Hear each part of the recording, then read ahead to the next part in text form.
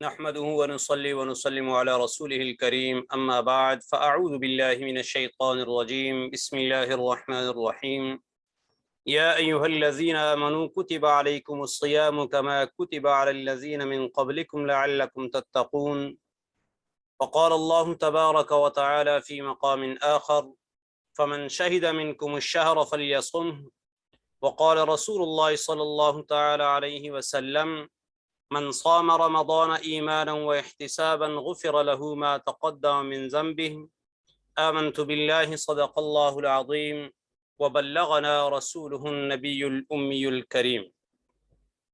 میرے انتہائی واجب الاحترام معزز و محترم گرامی قدر سامعین کرام،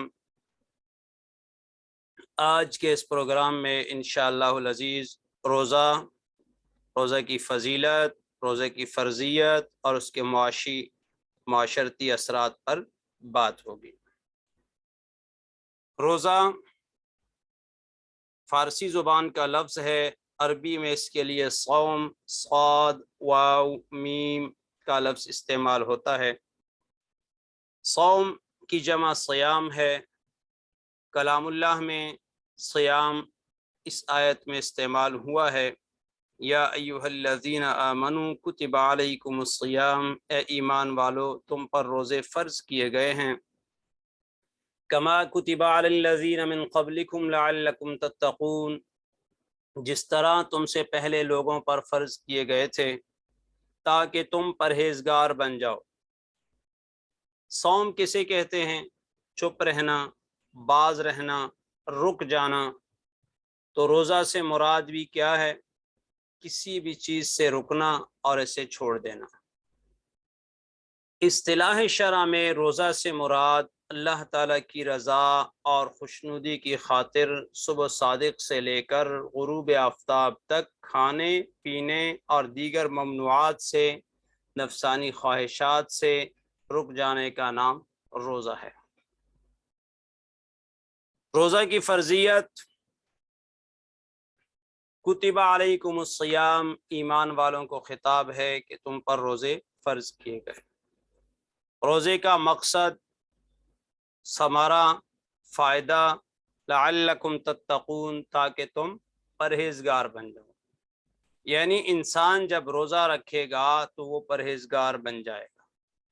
فمن شہد منکم الشہر فلیصمہ، تم میں سے جو شخص ماہ رمضان کو پائے اس پر لازم ہے کہ وہ روزہ رکھے۔ رمضان المبارک کے روزوں کے فضائل میں سے رسول اللہ صلی اللہ علیہ وسلم فرماتے ہیں، من صام رمضان ایمانا واحتسابا غفر له ما تقدم من ذنبه، جس شخص نے رمضان المبارک کا روزہ رکھا ایمان کی حالت میں، ثواب کی نیت سے، اس کے سابقہ گزشتہ تمام گناہ معاف کر دیے گئے۔ حدیث قدسی ہے، الصوم لی وانا اجزی بہ، رب تعالیٰ فرماتے ہیں روزہ میرے لیے ہے اور میں ہی اس کا اجر دوں گا، بدلہ دوں گا۔ رسول اللہ صلی اللہ علیہ وسلم کا فرمان ہے، اذا دخل شہر رمضان فتحت ابواب الرحمہ، جب رمضان شروع ہوتا ہے تو رحمت کے دروازے کھول دیے جاتے ہیں۔ رسول اللہ صلی اللہ علیہ وسلم کا ارشاد گرامی ہے، وَهُوَ شَهْرٌ أَوَّلُهُ رَحْمَةٌ وَأَوْسَطُهُ مَغْفِرَةٌ وَآخِرُهُ عِتْقٌ مِّنَ النَّارِ، رمضان المبارک ایسا مہینہ ہے جس کا پہلا عشرہ رحمت کا، دوسرا عشرہ مغفرت کا اور تیسرا عشرہ آگ سے آزادی کا عشرہ ہے۔ وَهُوَ شَهْرُ الْمَوَاسَاةِ، یہ غمخواری کا مہینہ ہے۔ شہر رمضان الذی انزل فیہ القرآن، رمضان المبارک وہ مہینہ ہے جس میں قرآن نازل کیا گیا۔ کوئی ایک فرض پڑھے 70 فرائض کے برابر ثواب ملتا ہے، اور جس میں نوافل ادا کیے جائیں فرائض کے برابر ثواب ملتا ہے۔ روزہ کے معاشرتی اثرات میں سے یہ ہیں کہ روزہ جس طرح نماز سے اتحاد اور اتفاق مساوات کا سبق ملتا ہے، اسی طرح ایک مہینے میں مسلسل سارے مسلمان ایک ساتھ روزہ رکھے ہوئے ہیں تو اس سے اتحاد کا درس ملتا ہے۔ امت مسلمہ میں اتحاد و مساوات کی جھلک نظر آتی ہے۔ روزہ معاشرے کے غریب، نادار اور محتاج لوگوں کے ساتھ ہمدردی و غمخواری کا جذبہ پیدا کرتا ہے۔ اسی وجہ سے رسول اللہ صلی اللہ علیہ وسلم نے فرمایا وَهُوَ شَهْرُ الْمَوَاسَات، یہ ہمدردی و غمخواری کا مہینہ ہے۔ روزہ معاشرے کے افراد کے مابین ضبط نفس کی تربیت کا بہترین ذریعہ ہے۔ روزہ سے مساوات کا شعور اجاگر ہوتا ہے۔ امیر ہوں یا غریب ایک ہی وقت میں روزہ رکھتے اور افطار کرتے ہیں۔ روزہ کا مقصد انسان کو مخصوص اوقات میں کھانے پینے اور نفسانی خواہشات سے روکنا ہی نہیں، بلکہ انسان میں احساس بندگی پیدا کرنا ہے تاکہ اپنی پوری زندگی اطاعت، تابعداری اور فرمانبرداری میں گزار دے۔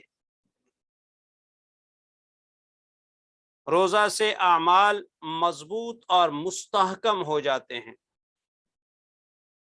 روزہ کی بدولت انسان میں ایثار، قناعت، صبر جیسی خوبیاں پیدا ہوتی ہیں۔ روزہ پرامن معاشرہ کی تشکیل کا بہترین ذریعہ ہے۔ روزہ معاشرے کے افراد کے لیے بہترین اخلاقی و جسمانی تربیت کا ذریعہ ہے۔ روزہ تقوی و پرہیزگاری کے حصول کا سب سے مؤثر اور بڑا اور عمدہ ذریعہ ہے۔ روزہ سے بدی کا خاتمہ ہوتا ہے اور معاشرہ امن کا گہوارہ بن جاتا ہے۔ روزہ سے معاشرے میں نظم و ضبط اور پابندی وقت کا سبق ملتا ہے اور انسان میں احساس ذمہ داری پیدا ہوتی ہے۔ تو اب ہمیں چاہیے کہ ماہ رمضان المبارک کے روزے انتہائی احترام، ادب اور عقیدت سے رکھیں اور اس میں اللہ تعالیٰ کو خوش کرنے کی بھرپور کوشش کریں۔ اللہ تعالیٰ اعمال صالحہ کی توفیق عطا فرمائے۔ وما علینا الا البلاغ المبین۔